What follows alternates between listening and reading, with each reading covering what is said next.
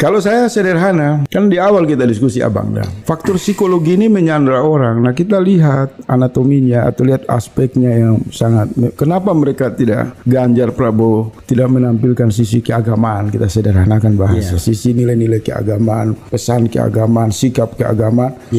Ya karena tadi itu kalkulator. Karena di belakang pikiran mereka itu lagi menunggu informasi bukan datang dari langit, tapi informasi datang dari kalkulator. Bagaimana nih hitung-hitungan oligarki? Tentu itu juga cara Tuhan juga mengirim pesan kepada orang-orang yang baik di luar sana yang begitu banyak bahwa memang ini tidak masuk kriteria. Oleh sebab itu semakin mereka masuk ke ruang-ruang perdebatan publik lebih khusus di kampus, mereka akan telanjang terlihat bahwa memang mereka tidak pantas untuk jadi calon presiden maupun wakil presiden. Ini maaf saya harus katakan itu. Kita bisa memperdebatkan itu. Kalau saya ini hanya melengkapi hadir sebagai pajangan di panggung demokrasi untuk sebenarnya menjadi pengantar saja kemenangan bagi Anies dan Caimin. Realisasi di era Jokowi ini hampir membuat seluruh daerah tidak memiliki kewenangan dalam pengertian idealnya otonomi daerah. Orang itu disuruh hanya 3 mil untuk berburu ikan, dan tidak tumbuh industri strategi perikanan di berbagai basis masyarakat pesisir. Sebenarnya Anies mengingatkan kita, buat apa ada periode yang sangat bersejarah pada era yang disebut perjanjian Juanda menyangkut maritim kita, deklarasi Juanda. Tapi hari ini kita hidup dari sebuah proses reformasi yang menghasilkan desentralisasi, tapi hak-hak tata kelola potensi ikan dan laut sama sekali terabaikan. Jadi ini semua berjalan.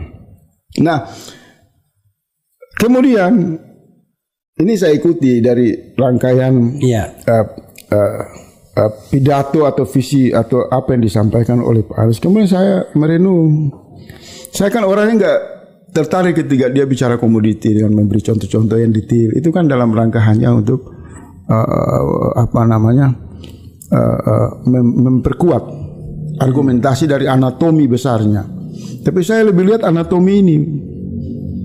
Perubahan ini menurut saya yang saya tangkap dari berbagai perbincangan Pak Anies lewat forum-forum penyampaian visi misi itu, saya tangkap, mungkin saya salah. Kita ini perubahan harus mengembalikan kepada kesadaran arus besar sejarah pembentukan negara. Kedua, struktur negara di hari ini sudah terbelah menjadi 2, sentralistik dan desentralisasi. Dan desentralisasi pada hari ini hanya menjadi penonton terhadap pertunjukan kekuasaan sentralistik rejim Jokowi. Apa yang terjadi di Kalimantan, terjadi di Papua, terjadi di berbagai daerah, kita akui tidak ada desentralisasi. IKN itu kudeta, pendekatan politik sentralistik. Itu menyakiti seluruh rakyat yang berada pada konsensus desentralisasi. Bagaimana seorang presiden bisa langsung saja dengan kekuasaan yang dia miliki karena menaklukkan partai politik, menaklukkan parlemen, kemudian menggolkan IKN misal. Itu sentralistik. Cara yang sama dipakai oleh Soekarno dan Soeharto. Anies diam-diam mengipas itu dengan berbagai contoh-contoh. Yang ingin dia katakan ada kesenjangan dalam praktik 2 pendekatan politik ini. Harus diakhiri. Maka sentralistik yang tepat itu adalah menjadi penyangga kuat menjaga kedaulatan nasional. Merespon terhadap dinamika internasional. Tetapi negara yang bagus harus mengembalikan semua kemandirian itu pada konteks desentralisasi. Kenapa? Dengan desentralisasi kuat, maka dia menjadi penyangga bagi pembangunan nasional. Nah, di Rempang itu matinya desentralisasi, matinya otonomi daerah.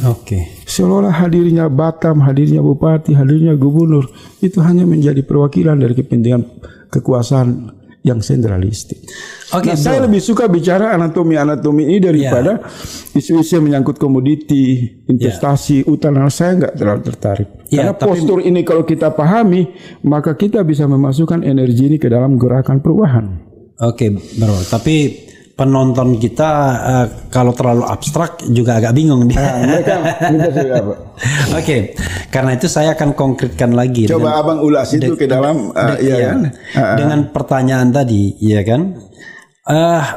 Selalu Anies merasa ragu rasanya untuk disebut antitesis pemerintahan sekarang. Padahal kalau kita mau bicara kan baik Ganjar maupun Prabowo kan tidak bisa diantitesiskan. Karena mereka juga belum jadi pemerintahan. Kan biasanya kan antitesis itu kalau lawan incumbent. Ini kan newcomer semua. Perkara kemudian ada pekerjaan sebelumnya di Jawa Tengah, di Kementerian Pertahanan, tapi itu tidak bisa dikatakan sebagai sebuah tesis dan antitesis.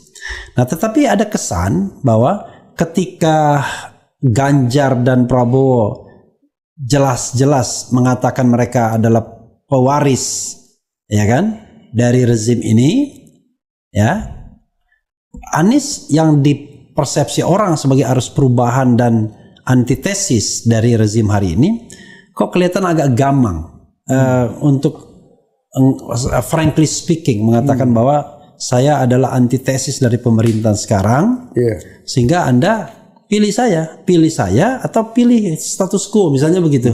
Tidak pernah terucap di Anies hal seperti itu, seolah-olah dia ragu untuk berbenturan dengan Presiden Jokowi. Abang tanya saya itu. Iya. Itu sebenarnya permainan kata-kata saja, Bang. Iya. Jadi memang dalam politik itu kan ada namanya diplomasi. Kalau di level kelas menengah bawah mereka menuntut hitam putih. Iya. You benci Jokowi atau you dukung Jokowi, kan begitu. Iya. Nah, Anies menghindari jebakan-jebakan seperti itu dalam rangka membiarkan dinamika politik bergerak secara natural, dan sebenarnya rakyat sudah menyimpulkan. Bu Anies sebenarnya justru membutuhkan rakyat yang teriak. Bu Anies itu antitesa Jokowi, Anies itu berbeda dengan Jokowi, Anies itu kebalikan dari Jokowi. Biarkan suara itu datang dari rakyat, bukan dari Anies sendiri. Bukan dari Anies. Kalau saya nangkap seperti itu, dan itu ciri diplomasi politik yang bagus untuk menghindari. Tetapi di waktu yang sama juga Anies itu juga melihat ada tanggung jawab. Sekalipun kita menganggap Jokowi itu salah, Jokowi buruk, mungkin Jokowi pembohong, dan itu sudah fakta seperti itu. Tetapi sebagai manusia, mungkin dalam pandangan keimanan Pak Anies, dia juga harus dibuat ruang keinsafan, ruang pemaafan. Mungkin dia bisa dapat hidayah. Mungkin tiba-tiba di ujung-ujung mau pemilu, Pak Jokowi keluar dengan peci putih di depan rakyat. Kita tidak tahu. Atas kehendak Allah, atas gerakan spiritual yang kuat, mengatakan, wahai rakyat Indonesia, saya mohon maaf, selama ini saya berbuat salah. Sebenarnya hati saya untuk Pak Anies. Kita nggak tahu. Nah, di sini saya lihat Pak Anies hati-hati. Dia tidak boleh mendahului membuat kesimpulan posisi berhadapan dia dengan Jokowi. Dia masih mengirim doa-doa, harapan-harapan yang diajarkan oleh Islam. Memang tidak boleh prasangka.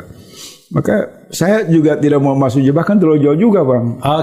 Oke. Doa-doa ini penting juga kita. Oke. Satu pertanyaan sebelum kita bergerak kepada tim kapten tim Anies tadi, Amin, ya. Yaitu soal religiusitas, ya, religius dan religiusitas. Spiritual. Ya, spiritual tuh beda lain. Kalau karena kan yang kita inginkan itu masyarakat yang religius, bukan masyarakat yang spiritual. Karena kalau spiritualitas itu sifatnya dalam diri, tapi religius itu adalah sebuah lingkungan. Kita tahu sila pertama kita ketuhanan yang Maha Esa, dan itu bisa mengakomodasi semua agama dan kepercayaan, apalagi Islam. Tetapi yang saya agak sedikit memberikan catatan dari semua pemaparan Anies misalnya, apalagi Prabowo dan Ganjar, tidak sedikit pun mereka menyebut soal mengupayakan masyarakat yang religius. Karena gini, kan kalau kita bilang masyarakat yang religius, gombal. Padahal saya masih meyakini ya secara idealistik bahwa sebuah masyarakat yang religius itu akan menjadi energi untuk humanisme, untuk persatuan dan lain sebagainya, untuk demokrasi dan untuk keadilan. Jadi kita membacanya gini. Pancasila, sila pertama itu mengendaki religiusitas. Dengan religiusitas itu maka Anda akan menjadi humanis, ya kan? Akan menjadi energi persatuan, energi kedaulatan, dan energi untuk keadilan. Tapi inti tentang religiusitas ini nggak pernah disinggung. Ditunjukkan oleh Prabowo dan Ganjar. Apalagi ya, padahal kita ingin bahwa masyarakat Indonesia the first place harus masyarakat yang religius. Karena Anda bicara tentang apa kemarin tauhid. Tauhid. Ya? Nah, kalau dia jadi masyarakat yang religius, maka tujuan-tujuan pembangunan, tujuan-tujuan kemanusiaan, persatuan itu mudah. Betul. Karena manusianya sudah takut kepada yang maha kuasa, mau berbagi, mau bayar zakat, mau bayar pajak dan lain sebagainya, nggak mau ngerampok, nggak mau berbohong dan lain-lain. Iya, berbohong aja nggak mau, apalagi korupsi. Tapi bagian itu tidak pernah disentuh. Jadi kedua tokoh ini nyaris tidak pernah menampilkan sisi itu, sisi religitas itu kan. Iya, tapi Anies juga tidak mention itu secara langsung. Kalau Anies kan sudah terlalu banyak. Misal hampir semua pertemuan di ruang publik itu kan salawat, baca doa, ya. Jadi mungkin kalau di ruang mungkin verbalnya saja yang tidak terlihat. Kalau saya sederhana, kan di awal kita diskusi Abang dah. Iya. Faktor psikologi ini menyandra orang. Nah, kita lihat anatominya atau